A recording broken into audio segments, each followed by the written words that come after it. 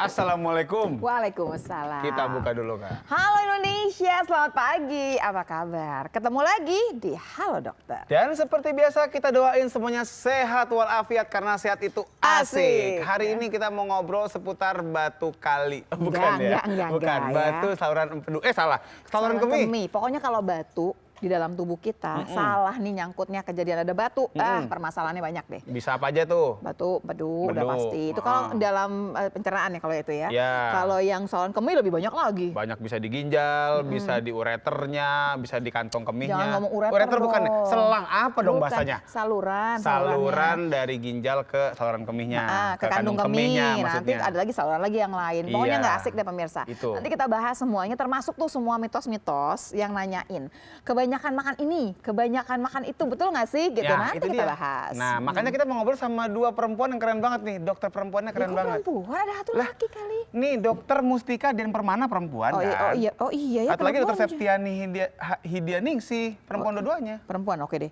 Yang apa pertama, laki-laki ya? Jangan saya jadi ragu nih. Ya, yang pertama dokter penyakit spesialis penyakit dalam. Ya, tadi Dokter Mustika Dian Permana itu dokter penyakit dalam. Yang kedua Dokter Septiani Hidianingsih, urologi alinya. Sebetulnya kalau ada batu saluran kemih kan biasanya ke urologi. Iya. Nah, tapi kan permasalahan awalnya jangan-jangan penyakit dalam nih yang punya. Atau jangan-jangan gara-gara ada batu tuh di ginjal atau di mana, jadi gagal ginjal. Bisa juga. Jadi kemana-mana nih pemirsa. Intinya sekarang adalah pokoknya kalau ada pertanyaan semualah yang berhubungan sama batu saluran kemih boleh langsung tanya lewat Instagram. Lewat Instagram sekarang ya, tinggal di DM aja, diketik panjang lebar tuh boleh 28 halaman. Ada foto nggak? Foto batunya nggak ada. Gimana caranya foto batunya? Bekas ronsen bisa tuh SG-nya kali ya.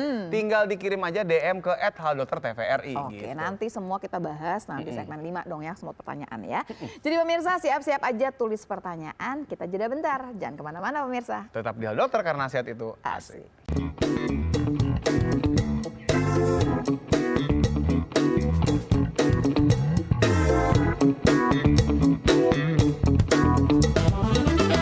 Oke pemirsa, kembali lagi di acara Halo Dokter karena sehat itu asik. Hari ini kita mau ngobrol asik seputar batu yang nggak asik, batu saluran kemih. Batu di saluran kemih yang tempatnya bisa di mana-mana, nanti kita bahas ya pemirsa ya. Termasuk juga penanganan, waktu pas kesakitan harus gimana gitu. Kapan kemudian ada operasinya nggak? Itu dia, makanya kita mau ngobrol sekarang nanti kita bahas ya. Langsung kita undang dokternya, Dokter Septiani Hidianingsih, SPU. Halo. Hai dok, silakan dok. Apa kabar? Alhamdulillah baik. Dok. Dok, gelarnya kan SPU ya, bukan bedah urologi ya. Karena kalau bedah urologi jadi SPBU kan. Nanti pengen banget yang ngeliatin SPU, pengen banget ya. Sekarang udah diganti jadinya. Tapi dulu kan Bang BU ya dok ya. Dulu BU. Butuh uang banget ya SPBU. Iya. Sedih banget ya. Dok, tapi kan yang perempuan tuh berapa banyak sih dok? Banyak ya dok sekarang dok? Mulai sekarang udah banyak lagi, tapi saya seangkatan aja sendiri. Tuh, paling cantik dong seangkatannya, luar biasa. Yang lainnya cowok. Mohon maaf kalau itu sekomplek juga dia paling cantik. Dok, kita mau ngomongin batunya kan ya dok ya. Kapan dia mesti operasi? Kapan kita tungguin aja dia keluar gitu ya. Nanti kita bahas ya dok ya. Oh ya, boleh. Materi dong, materi boleh dong. Boleh, materi Dokter Epi panggilannya ya dok ya? Iya, dipanggilnya Dokter Epi. Dok, tapi berhubungan sama pandemi nih, jadi lebih banyak nggak yang punya batu di saluran kemih? Malah kalau pandemik pasiennya nggak pernah datang ke rumah sakit. Pasiennya nggak datang, iya. Tapi sekarang begitu udah tenang nih ya dok ya, jadi terusnya jadi banyak gitu nggak dok? Enggak sih, memang kalau batu saluran kemih itu memang paling banyak kasusnya gitu, karena memang karena pola hidup juga ya berpengaruh gitu. Nanti waktu kita diem aja, mager aja, karena pandemi maksudnya ya dok ya, itu dia harusnya jadi naik atau nggak pengaruh? Kalau saya ngerasainnya kayak naik tapi nggak terlalu signifikan. Oh nggak sih. Tapi gini dok, kan dokter bilang jadi jarang yang datang. Kan yang namanya batu kemih kan sakit banget. Nah itu nanti mungkin dibahas ya. Nah, tadi didoain dia modelnya ya. Silakan Lanjut Dokter Epi, Dokter langsung Epi berdiri jadi aja. Berdiri aja. silakan dok. Langsung di swipe. Sekarang kita mau membahas tentang batu saluran kemih ya. Dok, namanya dokter Epi, bukan Epi. Panggilannya Epi. Epi. Oh. Iya, Tetap aja pengen Epi gitu Iya, ya. kayaknya agak ribet soalnya kalau ngomongin. Iya, Epi nama panggil dari kecil. Nama panjangnya epidemiologi. Bukan, Mohon maaf. bukan. Mohon maaf. Oke, jadi sebelum kita bahas kemana-mana nih, kita mau membahas tentang batu saluran kemih. Batu saluran kemih itu dia secara general, secara umumnya, tapi kita harus tahu juga saluran kemihnya itu apa aja sih yang terdiri dari batu saluran kemih itu. Nah, saluran kemih itu terdiri dari ginjal, dari ureter atau saluran ginjalnya. Nah, kok hilang itu gambarnya ini Oh, di iya, sensor iya. ya? Nggak apa-apa. Iya, Oke. nah, terus di bawahnya itu nanti ada kandung kemih dan tempat pengeluarannya biasa disebut sebagai uretra atau tempat biasa keluar air kencing. Jadi gitu. dok, kita punya 4 tempat ya dok ya? Iya. Satu ginjalnya, Ginjal. satu saluran dari ginjal ke Iya, kandung kemih. iya, betul. Bisa di kandung kemihnya. Kandung kemihnya. Bisa nggak kemudian di saluran yang kecil Oh gitu? iya, tentu bisa. juga. Iya. Jadi ada 4 tempat. Iya, jadi saluran kemih itu meliputi dari keempat itu dok, gitu. Nah, untuk batunya itu namanya beda-beda. Kalau di ginjal namanya batu ginjal, kalau di saluran namanya batu ureter, kalau di kandung kemih batu buli, dan kalau yang tempat pengeluarannya itu namanya batu uretra. Yang paling bahaya yang mana dok? Yang paling bahaya itu ketika batunya itu bikin sumbatan dok, atau obstruksi. Paling sering di mana dok? Paling sering nyangkutnya? Paling nyangkutnya di ureter ini sih. Di ureter Iya, ya? dia panjang kali ya dok ya? Iya, itu yang Tuh. paling bikin sakit kalau misalnya pasien tuh kalau batu udah di ureter ini dia sampai terpingkal-pingkal banget sakitnya sampai Kok kayak ketawa sih Ketawa dong, terpingkal? terguling-guling nih, Dok. Terguling-guling Oh, kali ya? Ketawa dong kalau terpingkal-pingkal, seneng dia. Tapi dok gini, kan orang mikirnya gini, kalau batu di ginjal itu paling bahaya. Nggak gitu juga ya enggak dok ya? juga. Ketika memang dia batu di ginjal tapi dia tidak menyebabkan infeksi atau tidak menyebabkan Sakit. obstruksi, dia sebenarnya pasien malah nggak ngerasa ngerasa apa-apa. iya, nggak Tapi ini ngerasa dok, kan apa-apa. nggak ngerasa apa-apa sama bahaya kan beda. Bisa aja dia nggak ngerasa tapi bahaya buat komplikasi apa kali, gagal ginjal Atau misalnya. barangkali enggak juga? Nah, nanti bisa dilihat kalau misalkan dia batunya itu sudah memenuhi seluruh ginjalnya dan akhirnya bisa menyebabkan pembengkakan ginjal, itu Baru. akhirnya jadi berbahaya. Tapi kalau misalnya jangan saya deh, Dika. Jangan Dika juga Jangan siapa ke lah. saya, lempar ke Pokoknya sebelah. kalau misalkan dia punya batu, bisa dong dia punya batu lama, tapi nggak bikin apa-apa bisa dok? Iya, kalau misalkan batunya itu tidak menyebabkan obstruksi dan infeksi, biasanya Ya dia udah, kayak gitu. cuman pegel-pegel. Kadang kan orang kalau misalkan kayak pegel-pegel di pinggang kayak ya udahlah nanti aja. Otot kali Iya, mikirnya. Abis Iya, bau sudah. Jadi berat masih gitu. mungkin nih kita punya batu, tapi ya sudah gitu, diamin aja bisa juga gitu Bisa, ya dok bisa. ya? Nanti pas waktu di medical check up dia baru ketahuan, oh kok ada batu gitu. Nah itu kalau udah ketemu di medical check up ada batu, kita harus rapihkan atau gimana? Tapi nggak ada gejalanya nih. Tapi nggak ada gejala nih misalkan? harus tetap Oh. tetap Harus diambil, iya.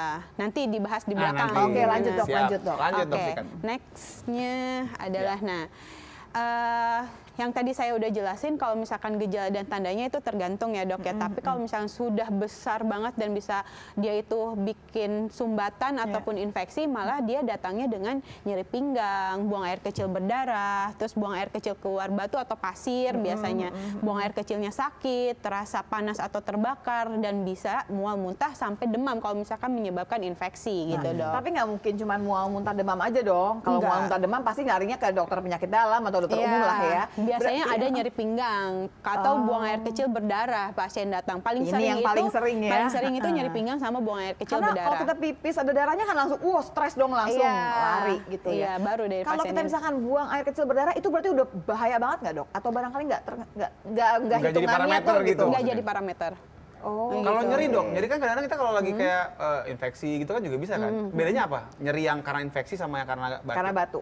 Kalau nyeri karena infeksi biasanya dia ada nyeri di bagian suprapubik, jadi di bagian bawahnya. Bawah pusar lah ya? Nyeri tekan gitu maksudnya atau gimana? Nyeri nggak ditekan juga sakit dia gitu, apalagi pas waktu berkemih dia suka sakit kayak nggak Kayak nyaman. panas juga gitu ya, Iya, namanya. nggak nyaman di bagian bulinya ya, di bagian kandung kemihnya. Nah pas ditekan dia makin sakit gitu dong. Itu infeksi. oke. Iya, infeksi Kalau saluran batu nggak kemih. begitu? Kalau batu itu kalau misalkan batunya udah turun sampai ke kandung kemih baru bisa kayak begitu juga oke. gitu. Jadi sebenarnya nanti akan ada pemeriksaan-pemeriksaan lanjutan, dia batunya ada di mana. Jadi gitu. maksudnya Pastiin. nggak bisa cuma dari gejala gini aja kita tahu di mana batunya atau gimana, kita periksa lebih jauh lah tetap ya dok. Iya, karena kan memang ini cuma anamnesis aja ya dok ya kalau iya. misalkan untuk Oke, ini. ini kalau yang nanya penyebabnya apa? Nah, iya. Kurang minum air putih. Karena faktor penyebab yang paling banyak itu karena dia dehidrasi, jadi kurang minum air putih, terus sering menahan buang air kecil, kecil. Nah, kedua hal ini bisa bikin pekat urinnya sehingga dia bisa bikin batu saluran kemih. Dok, gitu. maaf dok menanya. Ini kan dokter tulisnya kan kurang minum air putih.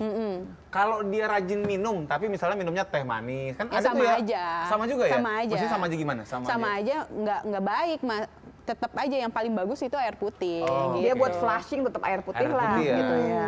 Gitu. Nah, Dok, kalau misalkan ini ada hitungan nggak sih air putih, apa kita tetap aja ngitungnya mesti ngelihat warna urin? Sebenarnya kalau warna urin itu bisa jadi patokan kalau misalkan kita udah terhidrasi atau enggak gitu ya dok. Tapi kalau misalkan yang paling baik itu minum 2 sampai 3 liter dalam 24 jam gitu. 2 sampai 3 tuh. Tergantung Banyak orangnya ya, gede Dok, apa ya, ya. 2 sampai segede 3 apa. liter ya. Tergantung Oke. dia dia kerjanya di mana Ya. gitu. Kalau misalkan tapi pada umumnya 2 sampai 3 liter juga udah cukup sih dok Ya, gitu. ya. Kalau lebih dari 3 liter kadang orang kayak Begah. ya Kembung, begah. kembung. Bukan cuma kembung, bolak-balik ke toiletnya juga kan capek ya gitu ya, Dok. Ya. Makanya saya selalu bilang kalau misalkan memang sulit minum yang terlalu banyak, alangkah baiknya pada saat aktivitas gitu. Setidaknya kan kalau aktivitas masih bisa buang air kecil, bolak-balik juga nggak jadi masalah. Oh, jangan Tapi ngambil malam gitu iya, ya, kalau ganggu malam kan tidur. lagi tidur nanti malah dia nggak Bangun nyenyak banget. gitu kan, nanti malah nggak Kok dokter fresh tahu sih pagi. pertanyaan saya selanjutnya? Ada yang nanya gini, ada yang bilang bahwa kalau malam itu jangan banyak-banyak minumnya. Apa memang nggak boleh? Kan kalau misalnya kita puasa nih dok ya, kita kan minumnya yang malam dong, kan Iya. siangnya nggak bisa minum. Bahaya nggak buat ginjalnya? Enggak Pertanyaan sih, yang penting dalam satu hari itu minumnya 2 sampai 3 liter. Tapi kan gitu. masalahnya adalah ngeganggu tidur gitu ya dok Iya, ya. kalau misalkan memang dia tidak jadi masalah kalau malam hari banyak minum, kadang kan orang, aduh dok kalau saya udah kencing saya pengennya minum lagi karena saya haus. Ya udah berarti resikonya ibu Bangun nggak jadi lagi bangun, dong. nggak Iya. jadi masalah ya bu. Saya bilang selalu kayak gitu. Gitu. Oke. Jadi tergantung nanti pasiennya maunya milih yang kayak gimana. Tapi saya Ini- selalu bilang ke pasiennya alangkah baiknya minum air putih itu Lagi 1 ya. jam sebelum tidur di stop gitu. Jadi dia Oke. biar nyaman tidurnya gitu. Jadi udah satu-satu nih ya pemirsa ya, pelan-pelan gitu loh yang mitos-mitos itu kita rapikan ya dok ya, oke.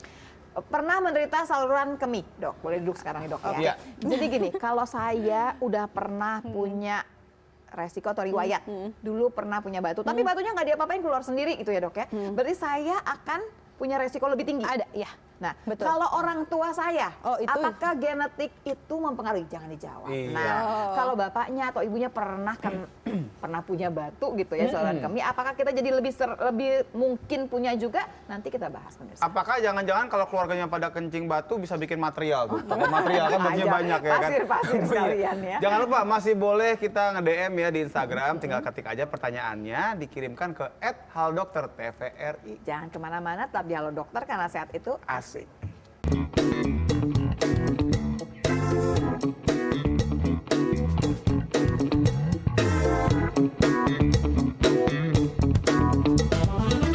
pemirsa, kita masih membahas mengenai batu-batuan gitu ya. Batu akik, batu kali gitu ya. Di Halo Dokter karena sehat itu asik. Asik. Batu di saluran kemih. Itu. Tadi saya berhenti waktu saya nanya sama dokter Epi nih. Dokter Epi, kan disebutin sama dokter Epi bahwa faktor penyebabnya lah kira-kira gitu ya adalah pernah punya batu di saluran kemih juga sebelumnya. Tapi kalau misalkan punya saluran batu, tapi udah keluar gitu ya, misalkan keluar sendiri, tetap resiko lebih tinggi. Kalau yang punya batu orang tua, kita kebagian juga nggak genetik? Oh iya? Ya, masa gitu sih? Iya, faktor genetik juga mempengaruhi. Malah dia lebih besar. Dia kalau misalkan di buku tuh paling atas. Malah gitu. iya. Tapi dok, aku tuh punya adik, dia kena batu. Tapi orang tuaku nggak ada yang kena. Aku punya risiko nggak? Enggak. Biasanya enggak? dari orang tua. Ke anaknya? Iya, ke anaknya. Oh gitu. Adikku batu. Mungkin dia Masih kecil? Umur kenanya umur 20-an something. pola hidup ya, lebih ke pola Mungkin hidup. jarang minum Oh, kali. berarti maksudnya, nih kok dia umur 20 sih dok? Dia di umur berapa? Kan kebayang tuh umurnya tuh udah ada agak banyak lah ngumpulin umur. Ini enggak ya dok? Banyak umur. Dari umur Kolektor berapa? bagaimana itu? Iya, maksudnya dari umur berapa dok kita bisa kena? Bisa umur kecil juga bisa dok. Yang paling muda pasien dokter? Paling muda pas waktu sekolah ya, saya selama sampai sejauh ini kerja sih belum dapat yang batu pada anak gitu ya. Tapi kalau yang waktu itu saya pernah sekitar umur 5 tahun juga udah ada. 5 tahun? Iya, 5 tahun anak berarti. Ada. Serem amat ya. Iya. Dok, berarti dok genetik itu penting banget berarti. Kalau orang tua kita nih udah ketahuan punya batu, kita minumnya udah rapi deh dijagain. Bisa nggak punya batu? Bisa jadi, itu tergantung nanti lifestyle kita gimana Jadi gitu. ini loh pemirsa, nggak usah kecil hati juga. Oh, Iya. orang tua saya pada punya batu nih, kalau kita jaga dengan baik, makanya kita mesti belajar nih pencegahan. Betul. Lanjut ya, kita materinya dokter. Jadi nggak perlu ganti orang tua ya. Ya enak aja. Ya, Bagus silakan. banget ya. Silakan dok. Silakan, Dok. Betul. Oke.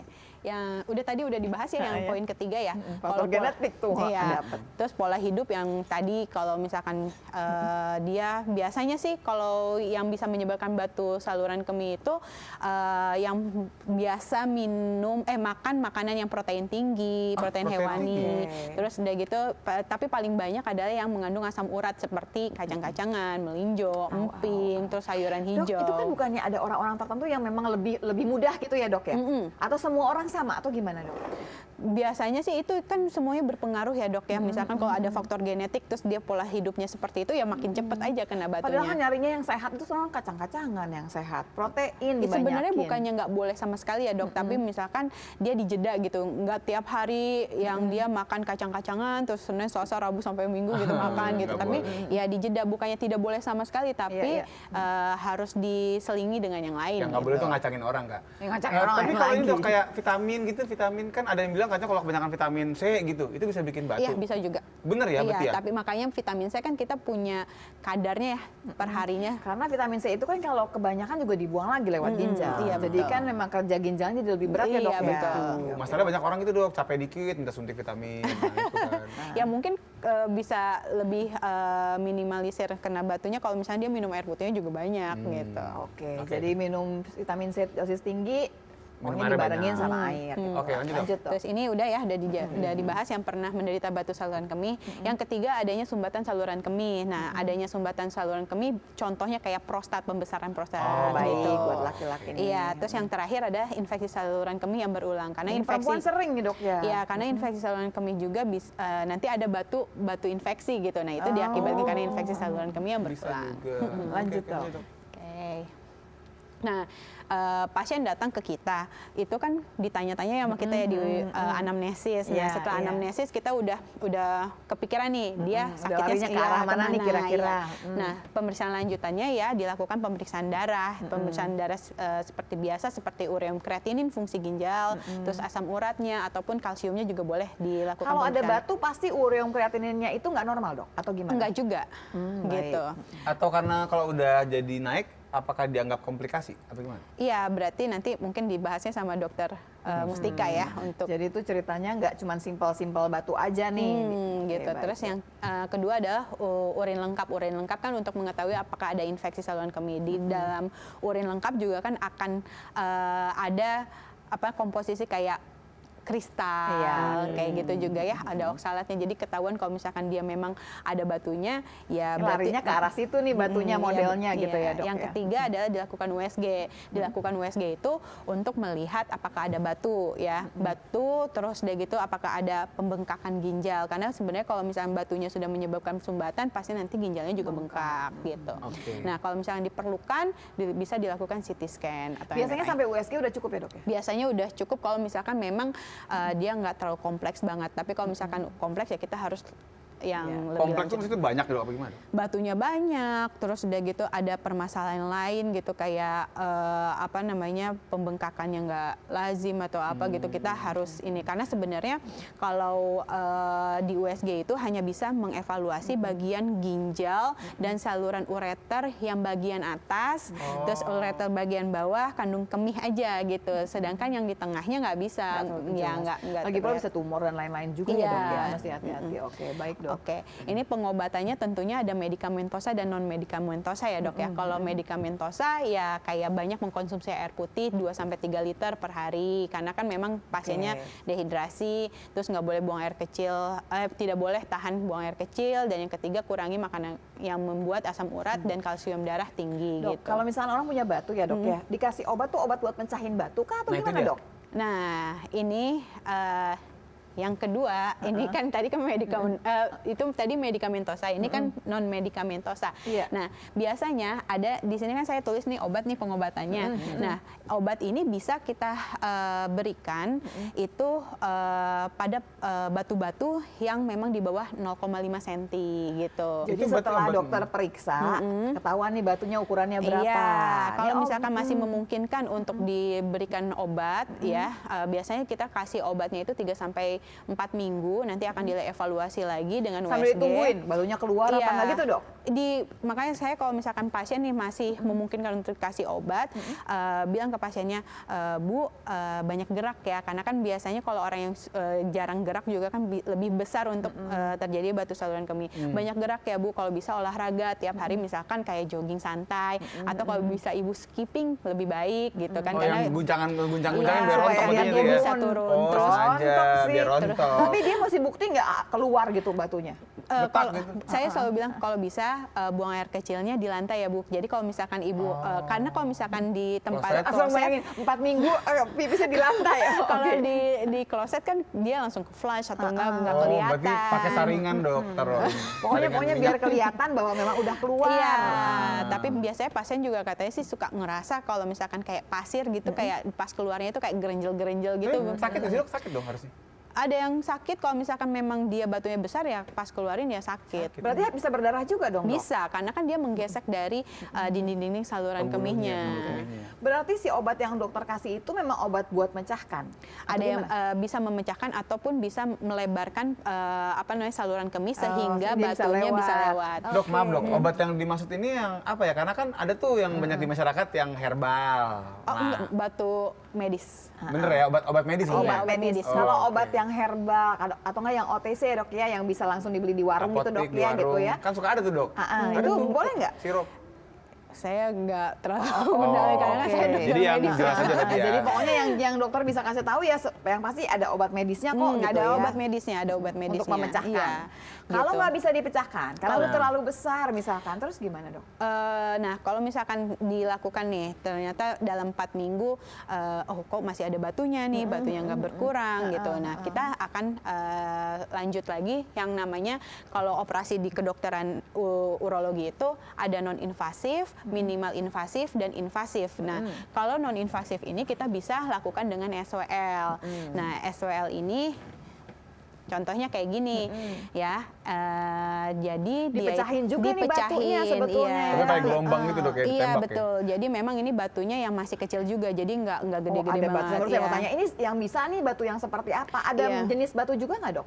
Jenis batunya sih kalau misalkan asam urat bisa, kalsium bisa, cuman kalau kalsium itu biasanya akan lebih susah karena dia lebih keras dibandingkan asam urat. Dan gitu. kalau begitu dia udah lebih besar, nggak bisa juga. Iya, Batasannya biasa. berapa Dok? Di bawah 2 Di Iya, biasanya masih oke lah. Cuman kalau misalkan sampai 2 2 mili ya 2 senti Dok? 2 meter, 2 meter. 2 senti, 2 senti. 2 senti. Dok, 2 kalau senti. tadi buat tahu ini apakah kalsium atau oksalat atau apapun, itu lihatnya dari tadi urin itu atau dari USG atau Enggak, gimana? itu harus dilakukan namanya analisa batu. Cuman Setelah kalau ketemu batunya. Iya, Oh. batunya udah keambil, baru kita bisa lakukan analisa batu. Kalau misalnya batunya nggak keambil, apa yang mau dianalisa? Berarti maksudnya gini, kalau misalnya kita mau tembak SWL rupanya dia keras, bisa gagal dong SWL-nya? Biasanya nanti SWL itu nggak bisa 1 kali. Kalau Oh, misalnya iya gitu. bisa berulang kali gitu. Jadi kalau batunya besar sekali habis nggak mungkin gitu. Jadi memang akan ada pertemuan berikutnya gitu. Ada nggak Dok yang nggak bisa SWL atau jadi harus dioperasi? Ada Dok? Ada. Yang seperti apa tuh Dok? Yang batunya kalau misalkan dilakukan SWL misalnya 2-3 kali nggak pecah-pecah, Wah, juga. berarti harus ada next step-nya gitu. Nah, next step-nya adalah? Next step-nya itu kalau misalkan batunya di ginjal, bagusnya dilakukan minimal invasif seperti PCNL ini. Nah, PCN itu diapain Dok? Biar Nah, jelas Dok. PCNL itu misalkan nih batunya ada di ginjal ya ukurannya besar. Biasanya sih kita kalau misalkan udah sampai PCNL ini batunya 2 cm Dok. Udah bisa langsung dilakukan PCNL. Nah, misalkan batunya di sebelah kiri. Nanti dia itu akan ada sayatan tapi kecil Dok. Jadi sayatannya itu 1 sebesar ujung pulpen dibilangnya. Oh, jadi dimasukkan alatnya lewat Iya, situ. betul. Jadi nanti akan ada masuk. Nah, Nah, ini dokter di guiding sama USG nggak Dok? Ini sebenarnya ada 2 sekarang. Ada yang guiding siam, jadi buat dilihat ya radiasi kayak gitu. Sama udah bisa yang kalau misalkan nggak mau kena radiasi dengan USG. gitu. Jadi ini sambil diliatin di USG-nya, terus dimasukin alat ini. Iya, betul. Terus Pas ya sampai arahnya ya. diambil gitu dok? Kita hancurin dulu, kita hancurin jadi serpihan-serpihan. Karena kan sebenarnya kalau misalkan batunya lebih kecil dari nefroskopnya ini, dia masih bisa langsung diambil. Tapi kalau Oke. misalkan nggak bisa, ya berarti kita hancurin Hancurin dulu. Tapi dok, karena ada alat, bentar dulu ya dok ya. Iya, Dok, silakan Dok, dulu. Kan gini dok ya, kan itu kan ada alat yang dimasukkan ke, kalau ke tubuh sih udah biasa, kita ngerti udah pasti kan mau dimasukkan pasti ada sayatan. Tapi berarti ginjalnya disayat juga dong dok? Iya. Langsung serem saya pemirsa ya. Nah pemirsa, setelah si operasi itu apa kemudian ada resiko kita bermasalah dengan ginjal kita? Iya. Nanti dijawab pemirsa. Jadi jangan lupa juga masih boleh nanya via Instagram ya. Boleh. Meskipun saja tadi iya juga ya di sayat ya. Berarti ntar Disayat gimana kan? tuh? Boleh nanya tinggal DM aja ya, kirim ke @haldokter_tvri. Jangan kemana-mana pemirsa, tetap di Halo Dokter karena sehat itu asik.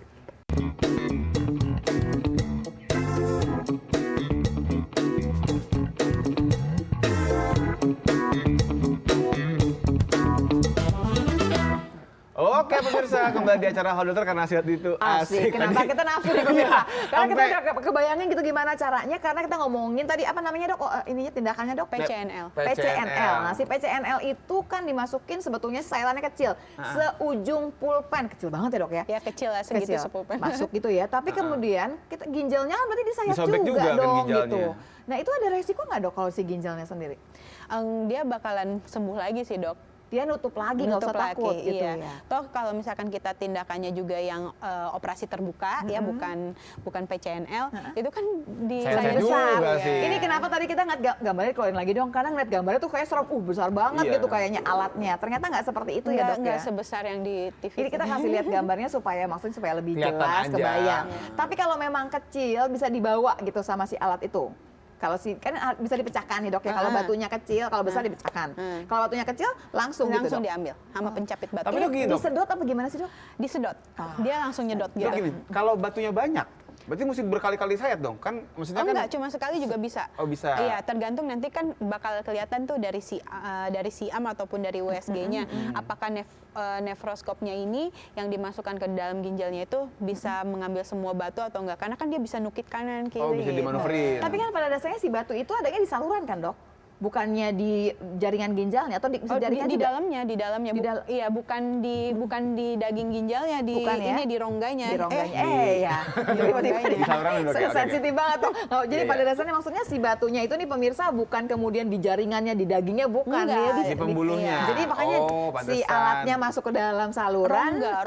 Dia Dia bisa berbentuk kayak ngambil-ngambil. rongga. Jadi dia di gitu. dalam terowongan tuh bisa nyari jalan tuh ya dok ya? Oh, Iya, ini bisa. batu nih ambil sini, Ambil, sebelah kiri disedot. ambil sini. Oh, Dihancurin sambil gitu. disedot gitu kalau Jadi dokter PCNL. kalau sekarang paling seringnya ini cara yang seperti ini atau memang cara ini juga ada batasan?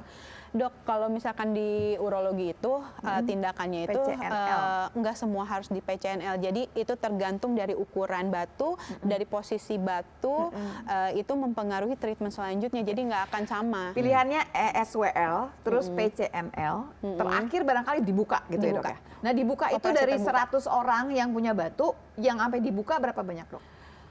Satu apa Udah dua? jarang sih sekarang urologi itu udah minimal invasif semua. Jadi gini loh pemirsa, saya mau ngomongin sama pemirsa bahwa sebetulnya punya batu itu cara sekarang tuh udah banyak banget nih sebetulnya tanpa harus kemudian dioperasi dibuka gitu loh ginjalnya. Karena makin ya. kemarin tuh yang lebih sering dibuka tuh aib. Orang suka membuka aib orang lain. Itu mah gosip. Nah, dok, kita juga mau ngobrol nih soal komplikasinya, Kak. Oh iya. Nah, makanya kita mengundang nih Dokter Mustika Dian Permana. Mustika Dian Permana. Silakan, Dok. Dokter Mustika. Loh. Nah, Sebentar, kan laki-laki sebentar. kan, kamu emang bikin gosip. Dok, namanya Dok, kan. langsung, Dok. Coba Boleh dok, duduk, silakan Dok. dok. Dokter Mustika Dian Permana. Kenapa berewokan dok? Nah, coba ya. Karena ini masih siang ya. Oh masih siang, aduh. Aduh, kan Kalau jangan malam gitu, Dok. berubah. Ya, Kan silakan gini, dokter. Dok ya, dari awal tuh dia yang ngotot bahwa dulunya perempuan. Iya. Saya terus terbawa lagi sama gampang hoaxnya goyah dia. ya, gampang goyah. Karena namanya memang Mustika Dian Permana. Sering Panggilannya dok, panggilannya apa? Tapi pernah disangka Sebenarnya perempuan nggak, Dok? panggilannya Dika, cuman karena Oh, panggilannya Dika. Dika. Dikanya dari mananya dok? Mustika Dian Dika. Permana. Dika Dian, nah, K sama Di. Kadi dong dok harus. Iya kan Kadi ya. Boleh-boleh aja Iya, kan. iya. Dok, Enggak. pernah disangka perempuan juga nggak, Dok? Iya tuh, kelihatannya tidak disangka perempuan. Oh gitu, berarti Dari saya nggak masih salah dong. TK baru sekolah TK sampai sekarang pun masih begitu. Oh, berarti wajar ya saya dok ya, nggak apa-apa ya dok ya dikira. Jadi tapi panggilannya dokter Mus. Nah, dokter Mus. Ini kan kita ngomongin mengenai batu saluran kemih. Kalau batunya udah bikin bikin masalah gitu ya dok ya, sampai kemudian tadi ureum kreatininnya naik. Sebelum ke dokter Mus ini pengen tahu ya dok ya, dokter rapihin dulu batunya dikeluarkan atau ureum kreatininnya dirapikan dulu ke dokter Mus, gimana tuh dok? Biasanya kalau misalkan kayak gitu kita ambil batunya, terus kalau misalnya ureum kreatininnya masih nggak bagus, berarti ada masalah lain, kita kasih ke dokter. Tapi gini dok, mungkin maksudnya Kalula dalam kondisi ureum dan kreatinin tinggi itu berarti nggak apa-apa untuk operasi? Dioperasi. Nggak jadi kontraindikasi maksudnya? Ada batasannya, tergantung kalau dokter anestesinya ACC bius apa enggak. Oh iya iya. Betul. Yang operator siapa ya, yang ACC siapa, belum ntar dokter jantung, dokter apa, dokter Iya, apa. semua. Iya, iya, Dokter Nanti, Mus nanti juga kan bakalan dikonsulin ke dokter Mus juga. Dokter Iya. Mus ACC sebelum enggak gitu. sebelum dengan gitu ya dok kondisi, ya. Ada batasan nggak dok? Ureum kreatinin berapa boleh dioperasi? Tapi Jawabannya sebenarnya hampir SWL, sama, PCNL ya. gitu-gitu sih dok. Oh, kalau untuk mungkin SWL apa ya yang berpengaruh dari ureum kreatinin kalau pembiusannya general ya. Oh, Jadi pembiusan baik. umum. Tapi kalau misalkan apa anestesi lokal atau Nggak masalah. spinal itu mestinya nggak masalah. Berarti SWL boleh, PCNL juga boleh dok? SWL kan nggak dibius di kamar operasi dok. Makanya berarti bisa dong gitu, nggak masalah ya. Boleh dong materinya dokter Mus dong? Ya silakan dokter Mus. Silakan dok. Ini kapan kita Dokter Evi boleh jalan-jalan geser, ke Dok, dokter Mus gitu ya? Serem amat sih kayaknya. Wih, gagal ginjal ya. Apakah Bisa ya? apakah cuma gara-gara kurang minum gitu? Orang gagal ginjal. Silakan dok. Silakan dok. Ya, resiko gagal ginjal pada penderita batu saluran kemih ya. Apakah batu ginjal bisa membuat ini Yes. apa CKD? Ya. Mungkin definisi dulu ya, gagal ginjal itu sebenarnya mungkin yang disebut awam ini selama ini adalah penyakit ginjal kronis stadium 5 tahap akhir gitu. Yang cuci darah terus gitu. Yang ya? cuci darah Iya. ya. Tapi sebenarnya penyakit ginjal kronis ini ada 5 tadi, ada 5 stadium, ada 5 tahap. Oh baik. Jadi tidak hanya yang menjalani cuci darah yang menderita Disebutkan gagal ginjal, ginjal. ya, gagal Baik. ginjal kronis ya. Nah, ini data Perempuan lebih epidemiologi. banyak ya dok? Perempuan katanya Lagi-lagi. lebih banyak gitu ya. Lagi-lagi. Di usia lanjut kalau laki-laki 1:5, kalau perempuan dari 4 orang satu ya. Di atas lagi 75, lebih tinggi lagi nih 50%-nya, berarti kan menderita CKD ini. Tapi ini yang disebut penyakit ginjal kronis ini yang semua secara keseluruhan ya, dari stadium 1 sampai stadium 5 gitu. Yang faktor lain yang pengaruh juga ternyata berat badan nih, ya overweight, kelebihan berat badan ataupun obesitas juga meningkatkan resiko terjadinya gagal ginjal ya. Iya. Tapi ini kok yang laki-laki bisa lebih tinggi daripada yang perempuan dok? Dia mengakibatkannya? Oh ini apa tentang ini batunya ya? Kalau Oh, batu kan memang batunya. kalau ini kan kasus gagal ginjal secara umum Iya. Oh, iya, iya, dari iya. berbagai penyebab. Iya. Kalau ini cuma batunya. Oh, baik, gitu baik, ya. dok. Nah, ini juga sama, seiring meningkat usia ternyata yang pernah ada batu juga semakin meningkat. Jadi faktor usia tadi mungkin sudah disebut oleh dokter Septi ya, bahwa faktor usia juga berpengaruh ke kejadian batu saluran kemih gitu. Nah, ini definisi tadi penyakit ginjal kronis atau gagal ginjal ya secara umum. Jadi ada syaratnya adalah 3 bulan. Jadi syarat lebih dari 3 bulan mengalami gangguan. Gangguannya baik secara struktur maupun fungsi. Ya, struktur misalkan ada perubahan bentuk, misalkan kalau yang sering juga itu polikistik. Polikistik Jadi ya. kistanya ginjal. banyak itu juga. Meskipun fungsi ginjalnya masih bagus, itu tetap disebut penyakit ginjal kronik. Oh gitu, masuk juga. Ya. Nah, sedangkan kalau stadiumnya ini tadi saya bilang ada 1, 2, 3, 4, 5, 3 dibagi 2, 3A, 3B.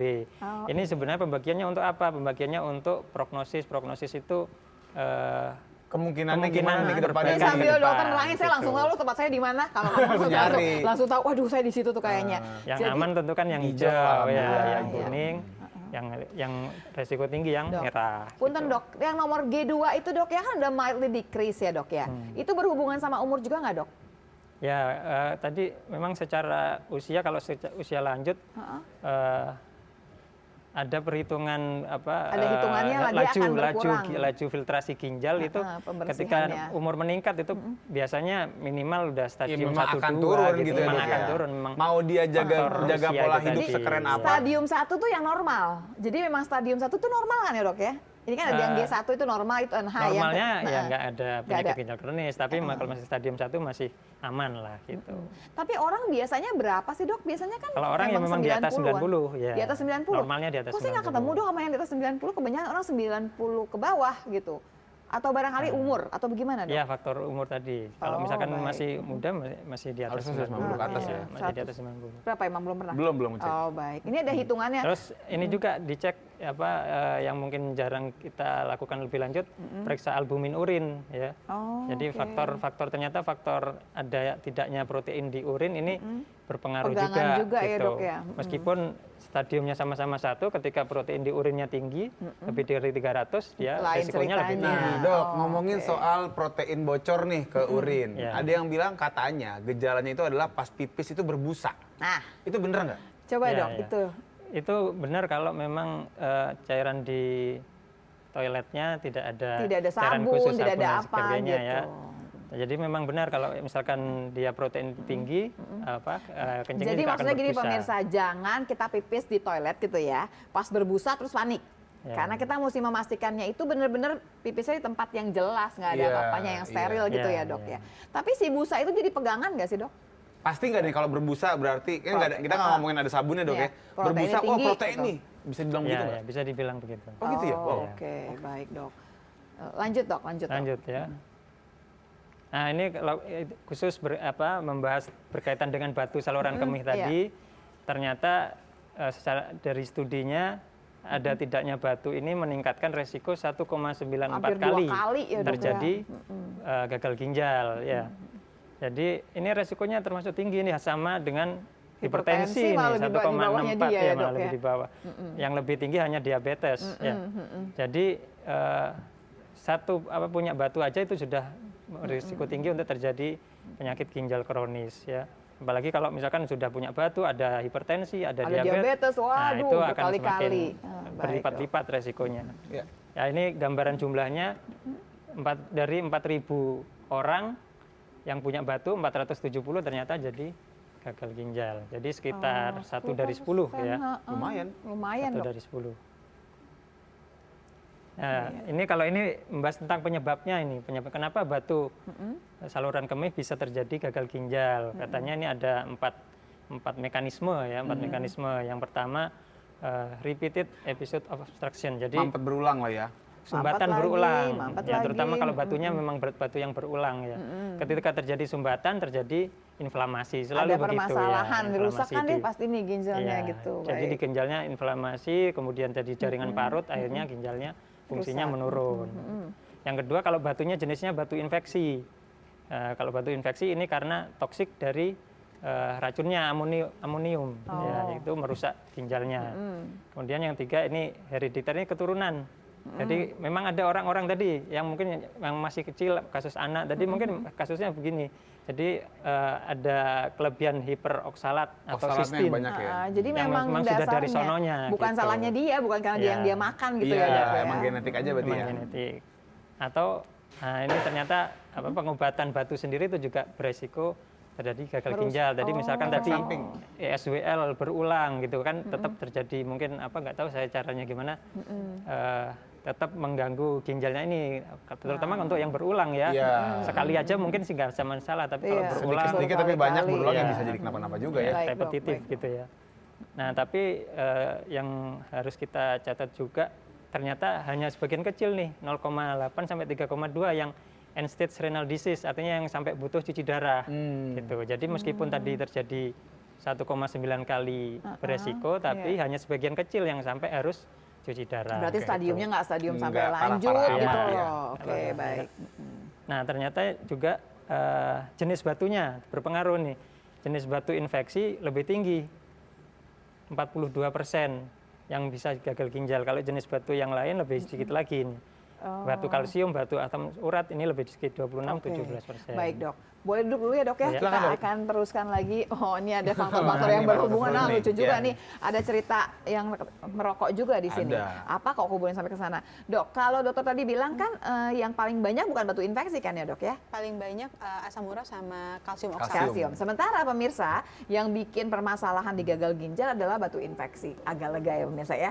Nanti kita tanya lebih jauh pemirsa, betul nggak sih kita bisa lega? Apakah minum air yang cukup sudah menyelesaikan permasalahan semua? Nanti ya, Iya. pemirsa. Dan jangan lupa abis ini kita akan menjawab semua Instagram yang masuk ya. Jadi tetap di Halo Dokter karena nasihat itu Asik.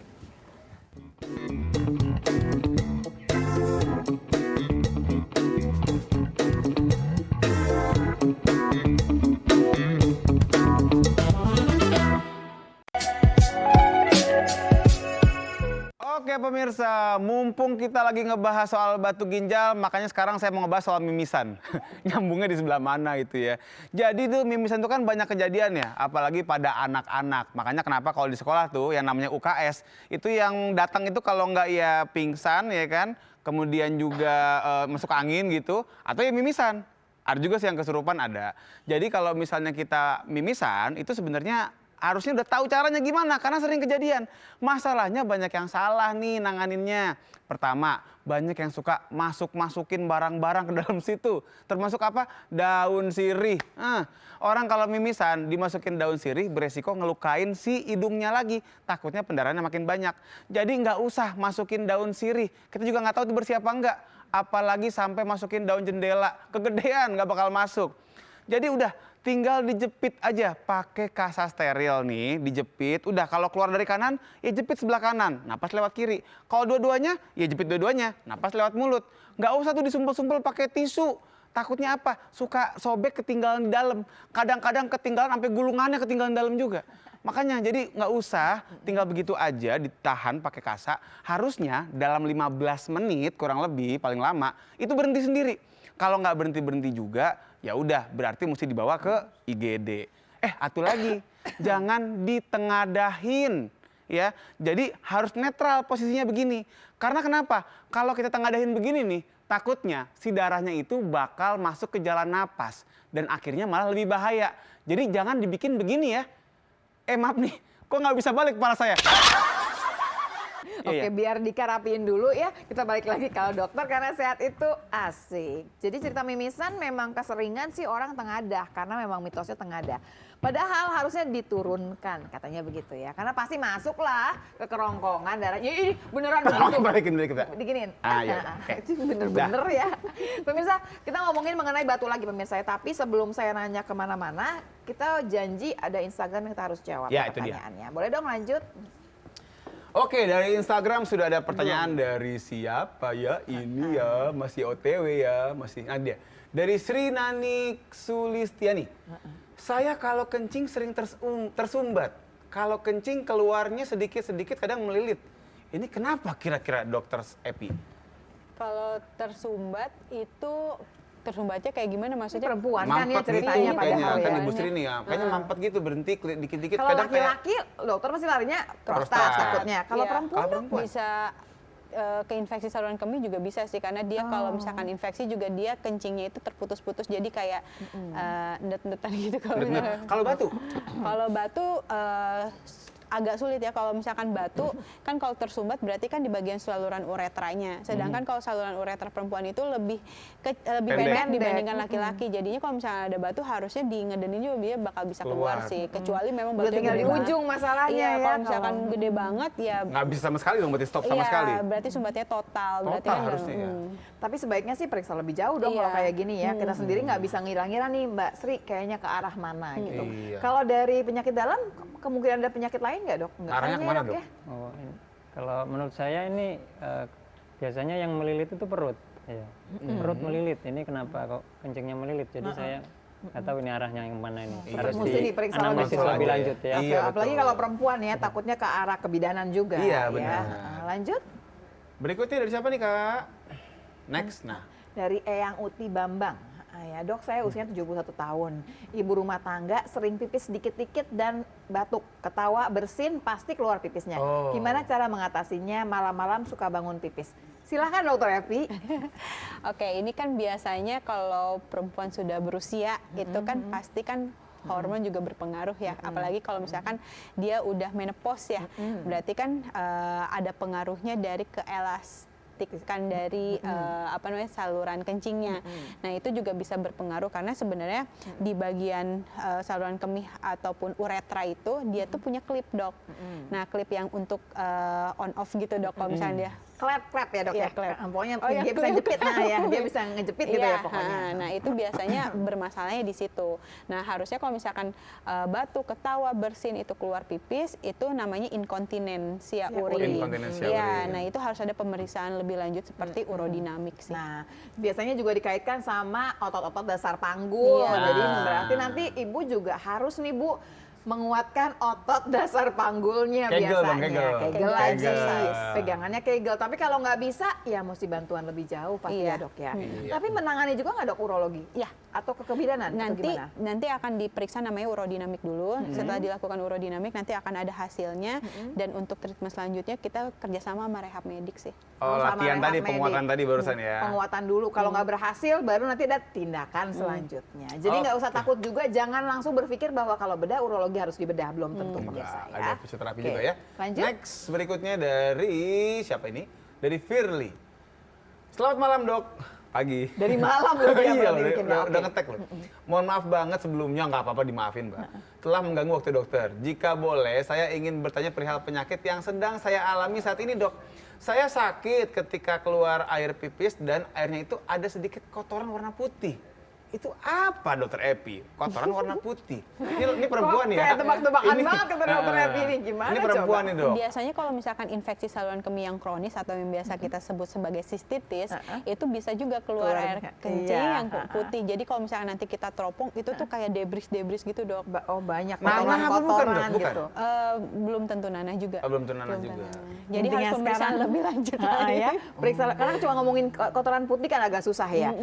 Dokter Mus, kalau misalkan dokter Mus ya, kalau ini sih udah pasti larinya nggak ke dokter Mus lah ya modelnya ya, kalau nggak ke bidanan. Dok, kapan sih dokter nyuruh orang, misalkan orang datang dengan kreatinin, ureum agak tinggi gitu ya, terusnya hitungannya udah agak turun, dikerjakan apa dulu dok? Dikasih obat kah? Disuruh minum air yang banyak kah? Atau gimana sih dok? Ya tergantung situasi pasien datang ya. Kalau misalnya kondisi pasiennya ini kondisi pasien rawat jalan, artinya tidak ada kondisi akut biasanya ya. Kalau tidak ada kondisi akut ya kita langsung periksa untuk penyebab dulu. Jadi ini misalkan ini kenaikan urin berat ini karena penyebab apa nih? Yang paling banyak tadi kan misalkan diabetes, hipertensi, itu harus kita cek meskipun pasiennya tidak ada riwayat ya kita periksa juga dulu ya. Jangan-jangan kadang tidak tahu kalau selama ini diabetes, hipertensi, taunya sudah terjadi. Bisa nggak ada batu nih dok ya, batunya belum ada keluhan, tapi ureum kreatininnya udah naik, bisa nggak dok? Atau biasanya tetap ada keluhan sakit atau gimana? Oh kalau sepengetahuan saya mestinya terjadi keluhan dulu ya untuk batu ya. Jika memang terjadi begitu ya pasti ada faktor lain yang menyebabkan ginjalnya gangguan. Jadi pokoknya datang ke dokter itu pasti diperiksa semua. Ceritanya bahwa ureum kreatinin naik ini, pertanyaan pertama adalah apa yang menyebabkan dia naik. Oke, baik. Ada lagi dari Instagram mungkin Mas Adit? Oke ya. Jadi kayaknya sampai di sini aja nih ngomongin Instagramnya. Saya malah lebih jauh pengennya, jadi berarti kalau kita punya batu, kan bisa punya batu ya. Pertama yang paling kita dapat nih pemirsa nih, kalau punya batu tapi batunya nggak bikin apa-apa, biarin aja ya dok ya. Itu kalau misalkan di bawah yang kecil misalnya 0,2 itu biasanya kita akan evaluasi berkala setiap 3 bulan. Sambil dikasih obat nggak? Bisa dikasih obat. Bisa juga dikasih Jadi obat. kita berharap adalah dia keluar sendiri begitu ya. Tapi punya batu itu bukan sesuatu yang bisa dibiarkan. Beda no pemirsa sama OA. Kalau OA gini pasti ada OA gitu ya, nggak ada keluhan ya udah. Tapi kalau yang batu ini kita takutin adalah dari dokter Epi pindah ke dokter Mus kita permasalahannya, kalau ya ada kan? komplikasi kan maksudnya Kalau kan? ada komplikasi nanti ada gagal ginjal, walaupun stadiumnya bisa banyak ya dok ya sebetulnya ya. Tapi berarti artinya dok lebih cepat ketahuan, lebih aman juga untuk komplikasinya kan? Ya, tentu kita kan bisa mencegah progresivitas Satu lagi dong dok, mungkin nggak ginjalnya. setelah selesai batunya tetap aja jadi pasien dokter selama-lamanya karena ginjalnya udah nggak bisa diapa-apakan balik. lagi. Ya bisa juga. Banyak nggak dok yang seperti itu? nggak banyak sih sebenarnya. Oh, nggak banyak. Jadi pemirsa pada dasarnya adalah yang paling penting sekarang adalah punya batu kita selesaikan, keluarkan. Kita Ya. nggak perlu batu-batu di tangan aja lah ya. Cincin ya. Ya, nggak usah di dalam kalau gitu. Oke, terima kasih banyak Dokter Mus, Dokter Epi dan juga pemirsa telah bersama kami. Jangan lupa saksikan terus Halo Dokter dari hari Senin sampai Jumat 9.30 sampai beresnya di TVRI. Iya, kalau kelewatan langsung aja lihat di YouTube TVRI Nasional. Selalu saksikan Halo Dokter karena sehat itu asik. Asik. Dadah. Salam.